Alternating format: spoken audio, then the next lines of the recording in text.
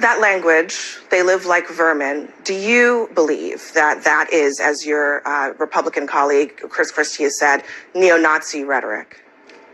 This is a classic mainstream media move. Pick some individual phrase of Donald Trump, focus on literally that word without actually interrogating the substance of what's at issue. The word was chosen for a reason. We are in the middle of a cultural war in this country. The word was chosen for a reason. It's actually describing a series of behaviors. You have Antifa and other related groups that have been burning down cities for the last 3 years in this country. Would you describe them as vermin? Wildly violating the rule of law. We have an invasion on our southern border. We have millions of people crossing our southern border. Let's talk about the substance of why we have to recognize that we're not in ordinary times. A border crisis of historic proportion.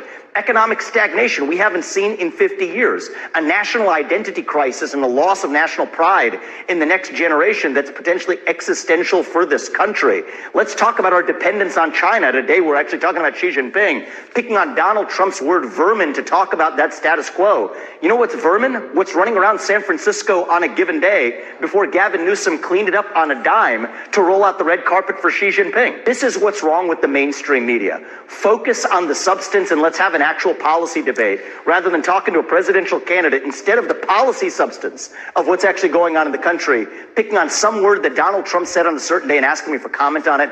Give me a break. That language.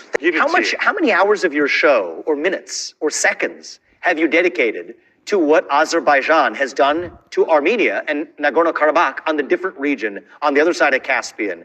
Zero is probably the answer, just like every other major member of the media. Why? Because Ukraine has been as successful in selling this Pied Piper myth in the United States as Azerbaijan has. Yet what Azerbaijan just did in Nagorno-Karabakh over the same region, dating back to even September of this year, pin drop silence. So if you're going to apply that standard, you would be applying it far more broadly. But applying your standard as President of the United States... My standard is stay out of them all. Because if you're in Ukraine for that reason, the United States would be in 10 other conflicts right now.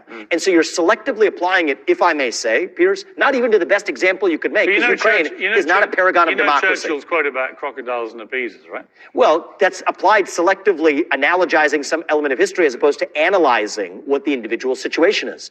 And so where is Azerbaijan-Armenia? Why is that not part of the conversation? Just because the media has decided that that isn't what we're going to pay attention to, because it's not what the cool kids are talking about, likely because it's Christians at stake. Let's be honest about that. So this is a country in Ukraine that's gone after the Ukrainian Orthodox Church. This is a country that has banned 11 opposition parties. This is a country where the regions of Russia that have been occupied, several of those provinces, Luhansk and Donetsk in particular, not even represented in the Ukrainian parliament. So the idea that this is some battle of good versus evil is a farce. And even if you're going to pick good versus evil, there's a lot other better examples to pick. And I'm principled to say that we should not be making those moral judgments for other people when my moral obligation is to the people of the United States of America. But you have just made a moral judgment. You've actually said to an evil dictator, you can come and grab that land and keep it. No, that presumes that it was our job. That's a moral judgment. It presumes that it was our job to be able to say yes or no in the first place. That is not the job of the United States of America. The job of the United States of America is to be strong and look after its own citizens. It used to be. We have a different view. It used to be. Maybe from looking from an outsider's perspective in. How many hours of your show or minutes? What do you say to those who say that you cannot be our president because your religion is not what our founding fathers based our country on? I would say that I respectfully disagree.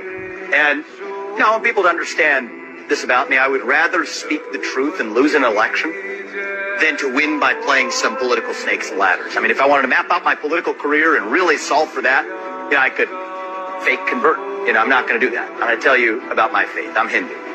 I'll tell you about my faith. My faith teaches me that God puts each of us here for a purpose. That we have a moral duty to realize that purpose. That God works through us in different ways, but we're still equal because God resides in each of us. And so, yes, I believe God put us here for a purpose. My faith is what leads me on this journey to run for president. My gratitude to this country is what leads me.